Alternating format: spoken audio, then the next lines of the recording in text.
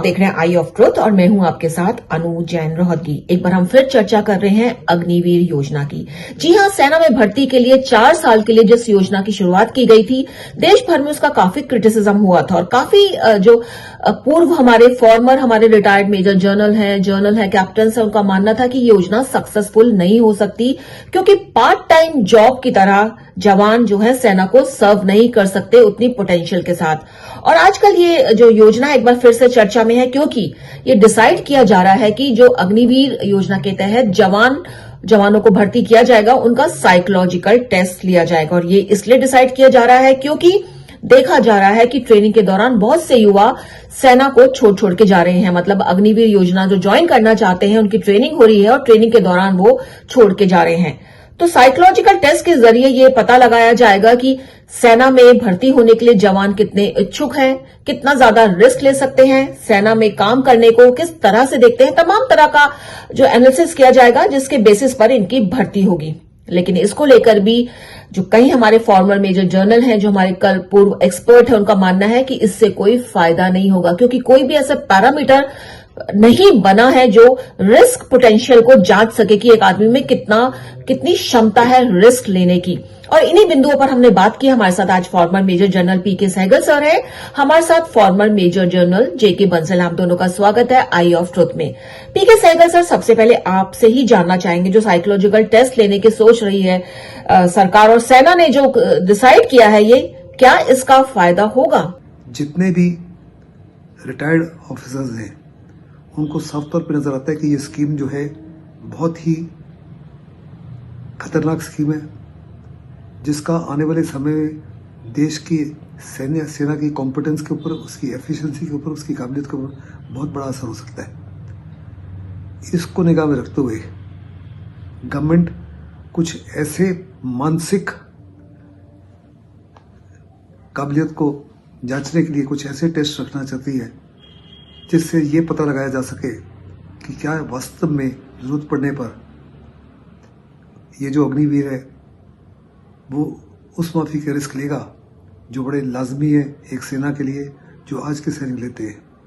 मेरे मुताबिक ऐसा कोई भी टेस्ट दुनिया में नहीं है और ना ही किसी देश ने ये टेस्ट को बनाया है ये जांचने के लिए कि उनका रिस्क पोटेंशियल क्या है, क्या वास्तव में उनमें वो फख्र होगा, उनमें वो जोश होगा कि अपनी जान को कुर्बान करें, ये जानते हुए कि अगले 2-3 साल के लिए फौज के मेहमान हैं। ये जो टेस्ट बनाए जा रहे हैं ये ट्रायल बेसिस पर है और ट्रायल बेसिस पर ही इसको पहली बार शायद स्टार्ट किया जाएगा। एक बार ये गवर्नमेंट की अप्रूवल मिल जाती है तो इससे कितने बड़े पैमाने पर सक्सेस मिलती है in terms of selection of the right material is a huge question mark, क्योंकि उसका वास्तव में रिजल्ट क्या होगा that be only known after some years, by which time at least 75% of those जिनको आप रिक्रूट कर रहे हैं वो फौज छोड़ के चले गए होंगे। तो बहुत ही अच्छी यहाँ पे 2-3 बातें बताई सर ने कि एक तो कोई भी ऐसा पैरामीटर्स नहीं है, किसी भी देश में ऐसा कोई पैरामीटर्स नहीं है जिससे पता चल सके कि किस व्यक्ति में रिस्क पोटेंशियल कितना है, क्योंकि समय के हिसाब से, परिस्थितियों के हिसाब से आदमी रिस्क लेता है। और दूसरा, जब तक इस योजना के बारे में, इसकी जो साइकोलॉजिकल टेस्ट है, इसकी सक्सेस के बारे में पता चलेगा, तब तक वो जो युवा है उसका ट्रेनिंग पीरियड भी खत्म हो जाएगा और उसकी सर्विंग पीरियड भी खत्म हो जाएगा, क्योंकि 4 साल का सर्विंग पीरियड है, उसमें 1 साल तो ट्रेनिंग होगी, 3 साल बचेंगे और जब तक इसकी सफलता का पता चलेगा वो जो जवान है उसका सर्विस पीरियड खत्म हो चुका होगा। तो इससे कोई ज्यादा फायदा सर बता रहे हैं नहीं होने वाला है। ये एक और क्वेश्चन जो हमारे दिमाग में आ रहा है और हम फॉर्मर मेजर जनरल जेके बंसल सर आपसे जानना चाहेंगे कि जो शुरुआत की गई है साइकोलॉजिकल की इंट्रोड्यूस किया जाएगा, आपको लगता है कि क्या सच में इसके पीछे कोई सॉलिड वजह है या ये ऐसे ही एक जल्दबाजी में लिया गया डिसीजन है? मतलब इससे कोई फायदा भी होने वाला है क्या? जब अग्निपथ स्कीम के अंतर्गत अग्निवीरों की भर्ती की गई उस समय भी काफी विवाद खड़ा हुआ था। अग्निवीरों ने ज्वाइन करने के बाद जब देखा कि उनका कोई फ्यूचर नहीं है, बड़ी अनसर्टेनिटी है, तो उन्होंने काफी लोगों ने छोड़ना शुरू कर दिया। अभी एक नई चीज सामने आई है कि जो अग्निवीर हैं उनका साइकोलॉजिकल और साइकोमेट्रिक टेस्ट होगा। ये चीज शुरू की जाएगी जो अग्निवीर पुणे और मुंबई में इंजीनियर रेजिमेंट में भर्ती हो रहे हैं। इसके बारे में जब पूछा गया कि इसका क्या लाभ होगा, क्या औचित्य है, तो डीजी जो रिक्रूटिंग है उन्होंने बताया कि इस प्रकार की रैली में हम नई चीजों का और टेक्नोलॉजी का एक्सपेरिमेंट करते रहते हैं, जो कि एक कोई जस्टिफिकेशन नहीं है। सेना के अंदर जो साइकोलॉजिकल टेस्ट है वो ऑफिसर्स लेवल पे होता है, और जो अग्निवीर हैं उनका जो रैंक है वो सिपाही से भी नीचे है। जब सिपाही की भर्ती के टाइम कोई साइकोलॉजिकल या साइकोमेट्रिक टेस्ट नहीं होता, तो अग्निवीर का साइकोलॉजिकल टेस्ट करने के लिए क्या जस्टिफिकेशन है? जो अग्निवीर आ रहे हैं वो आना बंद कर देंगे, तो इसका साइकोलॉजिकल टेस्ट का ना कोई औचित्य ना कोई लाभ है, तो इसको करने से कोई फायदा नहीं है। तो यह बहुत अच्छा पॉइंट सर ने उठाया है कि जब सेना में भर्ती होती है तो ऑफिसर रैंक का जो होता है उसका साइकोलॉजिकल टेस्ट होता है, और नॉर्मल उसमें सेना में भर्ती होती है, सिपाही का कभी साइकोलॉजिकल टेस्ट नहीं होता है। तो एक यहां पर जब अग्निवीरों में आप युवाओं की भर्ती कर रहे हैं तो उसका साइकोलॉजिकल टेस्ट करने का कोई फायदा नहीं है, इसका कोई औचित्य नहीं है। तो ये जो तमाम एफर्ट्स किए जा रहे हैं कहीं ना कहीं मानना है एक्सपर्ट्स का कि खतरनाक हो सकते हैं हमारी सेना के लिए, क्योंकि जो एक मोराल होता है, एक जॉब सिक्योरिटी होती है, या एक जो सिक्योरिटी होती है दिमाग में कि हम इस प्रोफेशन में आ गए हैं, हम देश की सेवा करनी है, लेकिन देश सेवा का कोई पार्ट टाइम काम नहीं है। देश सेवा का जज्बा लेकर लोग जो जवान है सेना में भर्ती होते हैं तो एक पूरे मकसद के साथ जाते हैं कि हम जिंदगी भर देश की रक्षा करेंगे और हमारी जिंदगी हमने सेना को सुपुर्द कर दी है। तो उसमें आप 4 साल का टेन्योर रखना, इसकी काफी निंदा हुई है और यह खतरनाक भी है। पीके सहगल सर आपसे ही जानना चाहेंगे कि आपको जो लगता है कि एक सिक्योरिटी जो है बहुत जरूरी होनी चाहिए कि जब कोई व्यक्ति सेना में जाता है वो पूरा माइंड मेकअप के साथ है। हर कोई आदमी तो सेना ज्वाइन नहीं करता है, जिनका जज्बा होता है बॉर्डर पर लड़ने के लिए, देश की सेवा करने के लिए, हर परिस्थितियों में काम करने के लिए, और एक रिस्क फैक्टर भी उसके दिमाग में रहता है कि रिस्क है, वही लोग सेना में जाते हैं। तो ऐसे में जो अग्निवीर शुरू की गई है, आपको क्या लगता है कि कहीं ना कहीं इससे कोई बड़ा खतरा तो नहीं है सेना को?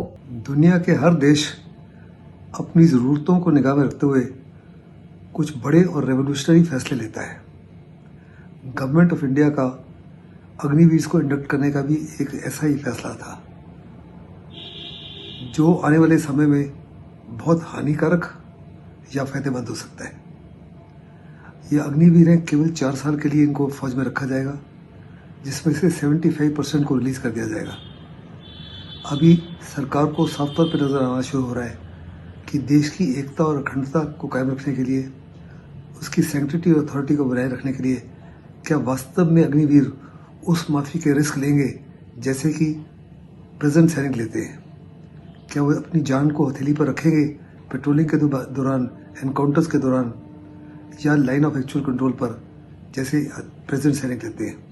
साफ तौर पर नजर आता है कि क्योंकि वो केवल 4 साल के लिए ही फौज में आ रहे हैं, जिसमें से तकरीबन 1 साल तो ट्रेनिंग में निकल जाएगा, तो शायद ये जो अग्निवीर हैं उस माफी के रिस्क नहीं लेंगे जो बहुत लाजमी है एक फौज को लेने के लिए।